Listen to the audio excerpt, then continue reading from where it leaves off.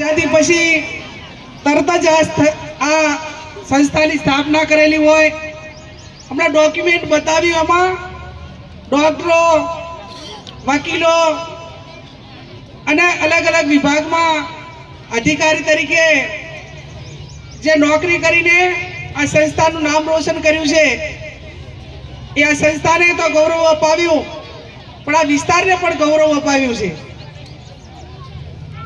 હવે ભરસુભાઈએ 2-3 વખત આ કાર્યક્રમ, આ સંસ્થાના પ્રોગ્રામમાં મારે હાજરી આપવાનું થયું છે. શક્તિસિંહજી ગોહિલે એક વખત આવ્યા હતા, એ ટાઈમે પણ હું આ સંસ્થાની વાર્ષિક મહોત્સવમાં મારી હાજરી હતી. એમણે અનેક વિદ્યાર્થીઓ અહીંયા તૈયાર કરીને આ વિસ્તારમાં એક શિક્ષણની જ્યોત એમણે જલાવી છે. અને એમણે ખૂબ સારી વાત કરી કે આ સંસ્થા એક બિન સાંપ્રદાય, આ વર્તમાન સમયની અંદર તમામ સમાજના બાળકોને ભણાવવા માટેની વિનામૂલ્ય વ્યવસ્થા કરવી અને સરસ મજાનું આટલું મજબૂત પરિણામ લાવવું, એ ખૂબ મોટી સફળતા છે. એનું કારણ કે પ્રાઇવેટીકરણ સામે ટકી રહેવું અને ગરીબને મધ્યમ વર્ગના બાળકોને ક્વોલિટી વાળું શિક્ષણ આપવું, એ દાતાઓ થકી અને આ સંસ્થાએ એક ઉમદા ઉદાહરણ પૂરું પાડવા માટેનો પ્રયત્ન કર્યો છે. વર્તમાન સમયમાં ઊંચી ફીઓ વ્યવસ્થાઓ હોય, પણ એની અંદર ક્વોલિટી વાળું શિક્ષણ ના હોય અને એક ગરીબને મધ્યમ વર્ગ આજે ગાંધીનગર, અમદાવાદ કે કોઈ ઊંચી ફી વાળી સંસ્થામાં બાળકોને ભણાવી શકે નહીં.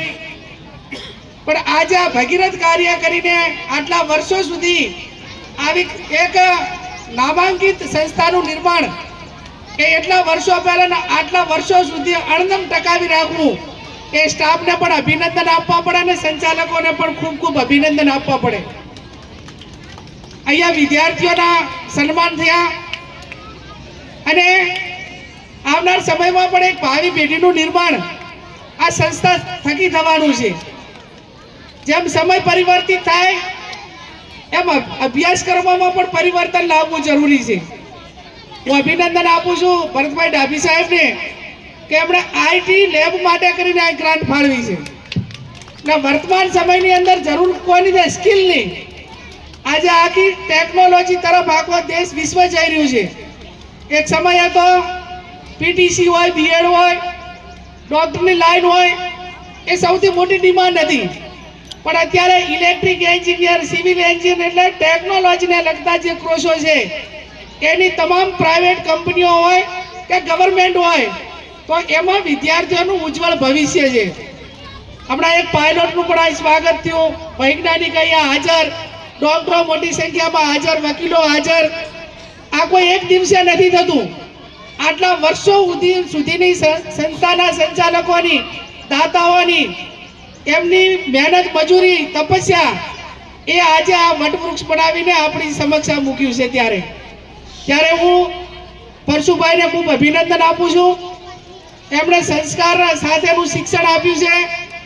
સાહસિક એટલા બધા છે કે એમણે અન્યાય સામે કાયમી લડવા માટે કોઈ પણ ભોગે એ અન્યાય સામે લડી લેવા માટેનો એમનો સ્વભાવ રહ્યો છે. અને અન્યાય સામે લડવાનો સ્વભાવ છે, ત્યારે એ પારદર્શક રીતે આ વહીવટ આપવામાં, આ વિસ્તારની અંદર આ સ્કિલ તૈયાર કરવામાં એમનો ખૂબ એક ભગીરથ પ્રયત્ન રહ્યો છે. આવનાર સમયની અંદર આ બધા જે સ્ટેજ ઉપર બેઠા હોય કે આ બાજુ ભૂતપૂર્વ વિદ્યાર્થી બેઠા હોય, એમને તમામે એ સરકારી સ્કૂલોની અંદર, આ સંસ્થાની અંદર કે બીજી સરકારી સંસ્થાઓની અંદર ને પ્રાઇમરી સ્કૂલથી કરીને એમને શિક્ષણ મેળવ્યું છે. ત્યારે આપણી જવાબદારી આ બધાની, જે પ્રાઇવેટ સંસ્થાઓને પ્રોત્સાહન આપવાને બદલે ગરીબના દીકરા દીકરીઓ ભણી શકે, મધ્યમ વર્ગ ભણી શકે, તો આપણે ગવર્મેન્ટનું શિક્ષણ આપણે વિના મૂલ્યે એને કઈ રીતે મજબૂતીકરણ કરી શકીએ, એ વર્તમાન સમયની અંદર આ સ્ટેજ ઉપર બેઠેલા તમામની અમારા બધાની જવાબદારી થાય છે. અને એ જવાબદારીના ભાગરૂપે હું ભરતભાઈને ને એમને અભિનંદન આપું કે જેમણે જેમણે સંસ્થાઓ માટે કામ કર્યું એમની પાસે એમના પિતાશ્રીથી કરીને આજ સુધી 9 કે 10 સંસ્થાઓ છે. કેટલી સાહેબ છે? 14 સંસ્થાઓ છે. પહેલાથી કરીને કોલેજથી કરીને તમામ શિક્ષણ એ વિના મૂલ્યે 14 સંસ્થાઓ એટલે નાની વાત ના કહેવાય. મેં કીધું આ વારંવાર જીતે છે કેમ આજ સુધી હારતા કેમ નહીં? એનું કારણ એ જ છે કે સંસ્થાઓના થકી નીચે મૂળ મજબૂત છે.